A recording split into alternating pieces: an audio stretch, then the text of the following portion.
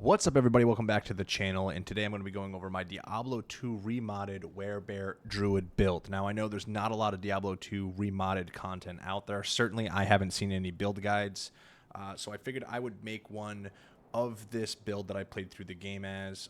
By no means is this thing maxed out. It's not perfect. It's not going to just stomp through everything 100%. You can play endgame with it. It can get you from level 1 all the way through hell. So if you're looking to solo the game, which obviously you have to in this mod, this will be able to get it done. It didn't have any problems defeating hell for me. Obviously, the better gear you have, the better the character will perform. So I'm going to go over my gear, my skills, where I allocated my stat points. This character is great for survivability, has a huge life pool. And then I'm going to showcase what this can do. This will get you through trials. But I still got to experiment with a few things, but as of right now, this is the build that I get. You can magic fine with this. It crushes. It's a great build, so let's get into it. So for skill points, I have Werebear maxed. This is going to be your main skill. Now, I don't know if it necessarily needs to be maxed.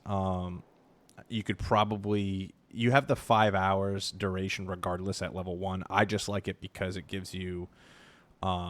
minus to enemy cold resistance, which is 43%, which is huge. Max life, damage boost, physical resistance boost. It's great for survivability, so I maxed that out. I'll put 10 points into hypothermia,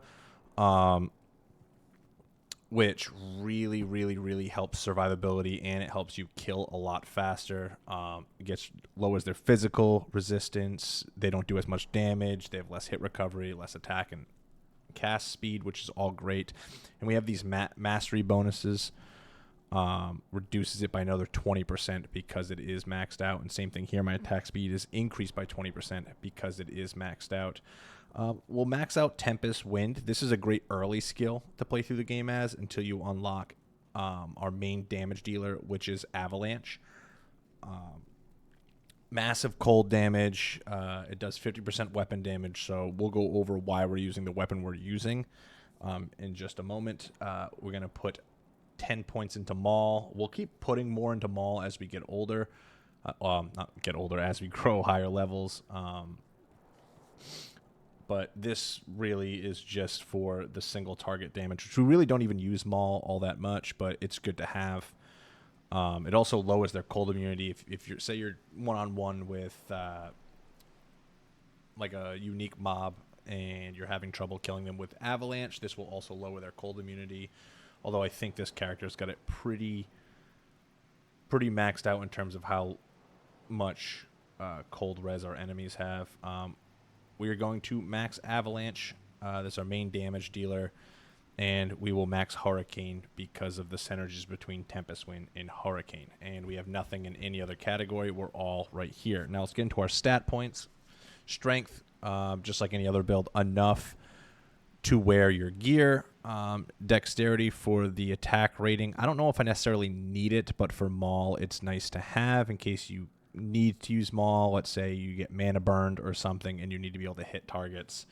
Or a single target, that's great to have. And then the rest into Vitality.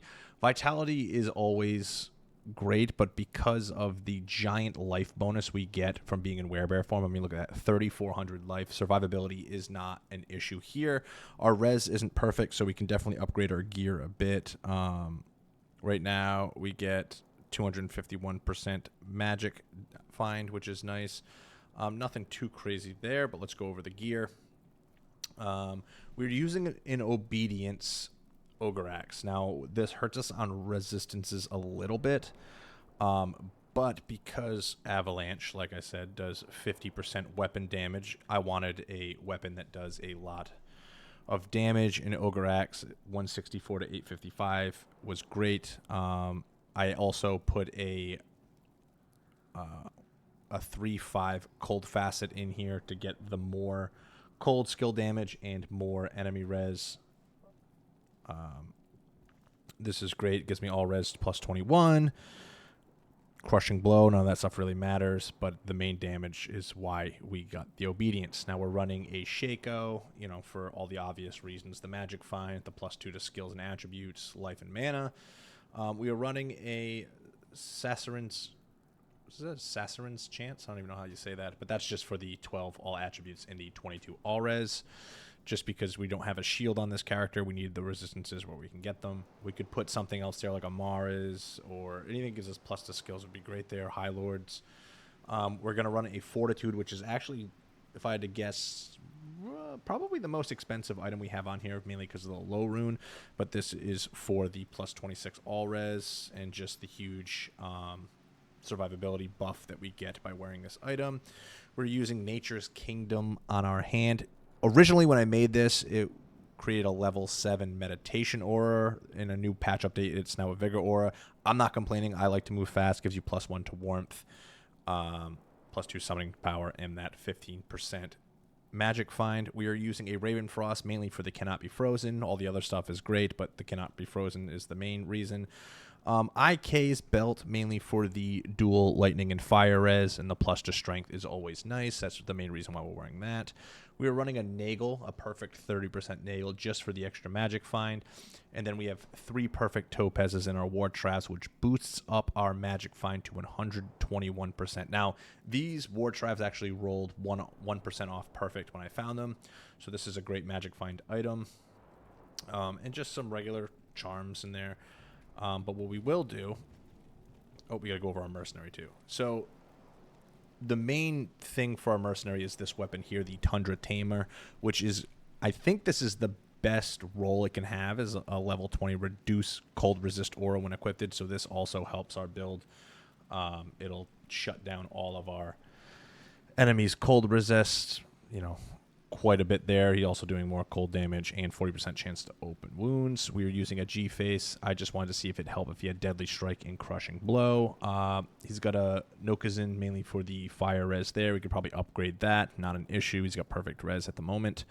An Ethereal Duriel Shell, you know, for the quad res. Cannot be frozen. Always good. We're running Venom Grips mainly for the lifesteal and the Crushing Blow.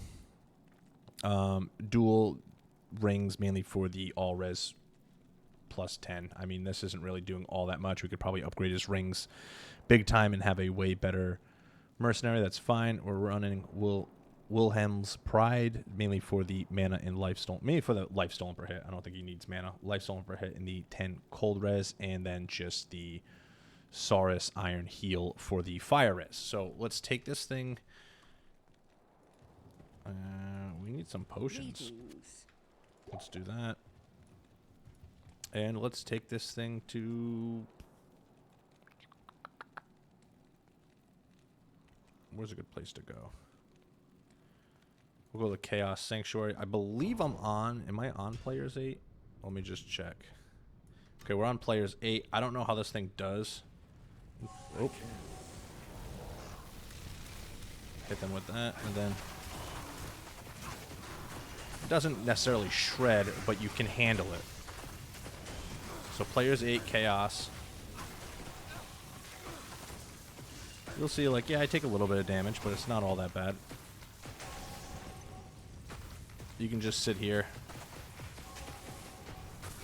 Hit him with the Hypothermia, get the little debuff all your enemies, and you can just come in here and it just mows them down. It's not crazy fast. I mean, obviously, there's faster builds out there, like Players 8 with my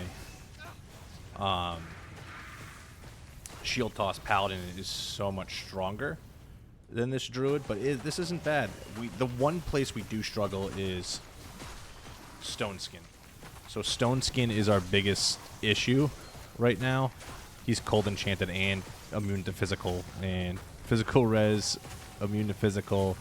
And even though this is a cold build, I do believe it does a more physical damage than it actually does cold damage, because I've noticed those are the enemies I struggle against. So it's like I could take him out. It's going to take a while, so we can just move on. But overall, it's a very fun build to play. I believe someone said that Bonesy, the creator of this mod, modeled this build or this skill after Diablo 4's Druid's Pulverize, which is great, because that was one of my favorite builds in Diablo 4, so it's... And it does well. Like, you're not going to clear Chaos on Players 8 in like a second. It's not going to run through them all that fast, but it gets the job done. It's viable. Your survivability is very good. You should very rarely die with this Werebear build, mainly because of the ginormous life pool. If I had better res, it'd be even better. Look at that. Pellet bow. That's interesting. And with the Beacon of Hope, you got teleport in here, so... And there you have it. That is our Cold Werebear Avalanche build. There are a few other skills that I want to try out. I want to try out, see what Frost Wave does. See if that's better or worse than Avalanche. We will see. That could be better, but there's definitely a few other builds that I can play around with. I'm not even sure how good Tempest Wind would be right now. Like if I put on Tempest Wind, I mean, it still does decent damage. It's probably not going to kill as fast, but actually, you know what? Let's see.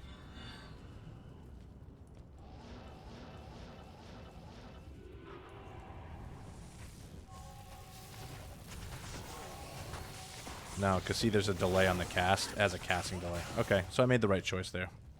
That's good to know. Yes, so Avalanche is the way to go. It's kind of like a Cold Pulverize. You do struggle with physical immunes, physical resistances, Stone Skin. Those ones are still going to be tough to kill. It says it does cold damage. It definitely does a lot of physical damage as well. I struggle with ghosts, so there are some mob types and some unique monsters that you will struggle with, but overall this thing can pretty much go wherever and farm. You can farm Bale, you can farm Trials, Countess, Endariel, Mephisto,